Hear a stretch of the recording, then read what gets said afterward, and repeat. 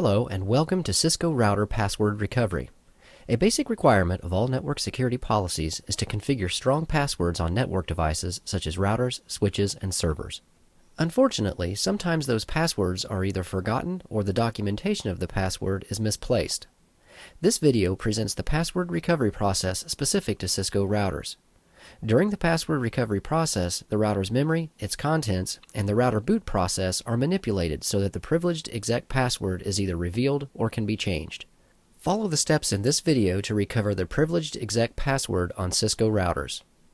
Before we begin the demonstration, understand that the Cisco password recovery process is a well-documented series of steps that requires physical access to the console port of the router.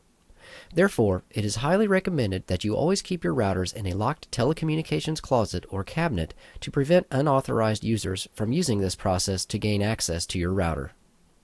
When using the password recovery process, if privileged exec mode is protected by the clear text enable password, this process will allow you to see that password and use it to enter privileged exec mode.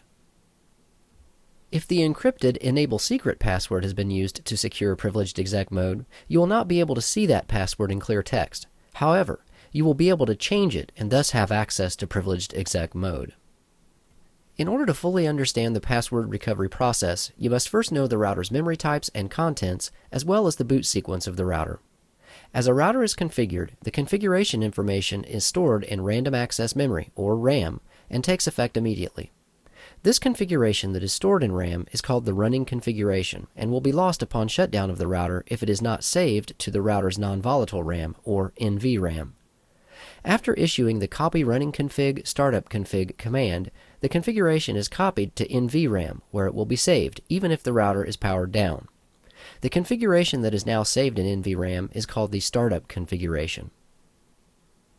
When a router starts, after the operating system is loaded into memory, the startup configuration is copied from NVRAM into RAM and becomes active.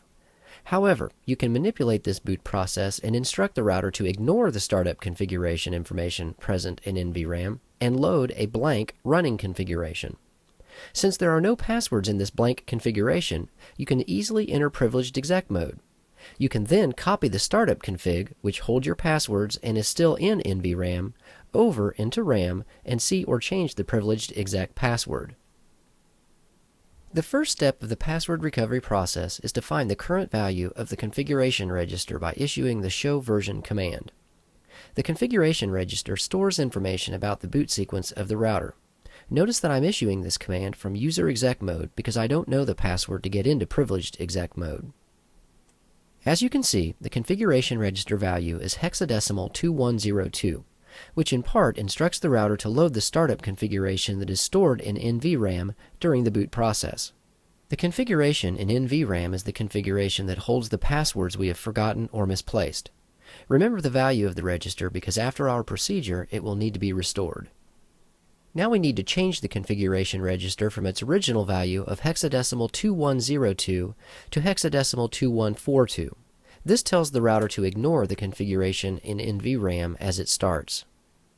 To change the configuration register value, turn off the router and turn it back on. Within the first 60 seconds of booting, press the break key on the terminal consoled into the router. This will result in the router entering ROM monitor mode. The prompt for ROM monitor mode is shown here. If the router does not start in ROM monitor mode, try power cycling the router and press the break key a little later in the startup sequence.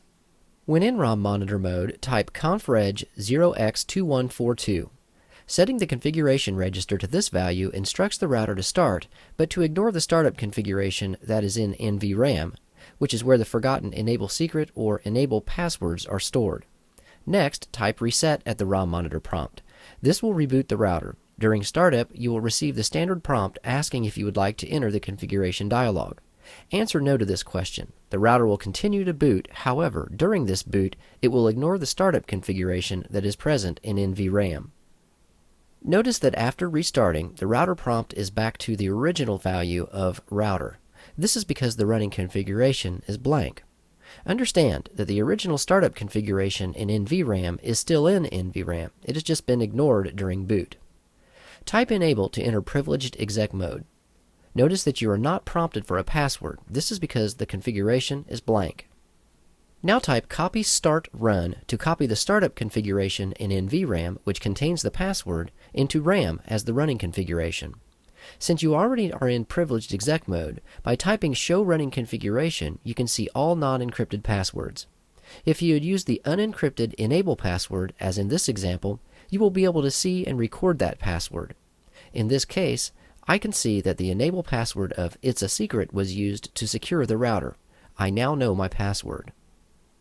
If you use the enable secret command to secure the router, you will see an encrypted string such as here, but you will not be able to read what the password actually is. As a result, you will have to change the password, which is easy since you are now in privileged exec mode. After changing the password, you know it, so you can use it the next time you wish to enter privileged exec mode to configure the router. We must now change our configuration register back to its original value. From global configuration mode, type config-register 0x2102, or whatever the value is that you recorded earlier. This tells the router to load the configuration in NVRAM upon a reboot. Issue the no shutdown command on all interfaces you wish to be functional. Type copy run start to copy this modified configuration with the saved and now known password back into NVRAM. You are now done with the router password recovery procedure. You may wish to restart the router and test your passwords to ensure that you completed the process correctly. Make sure to do this during off-peak hours if on a production network. Lost or forgotten passwords can result in increased network downtime because if you can't get into your router, you can't troubleshoot problems. Practice the steps included in this video in case you ever need to recover a lost or forgotten password. Of course, one way to avoid having to use this procedure is to know the value and the location of your passwords.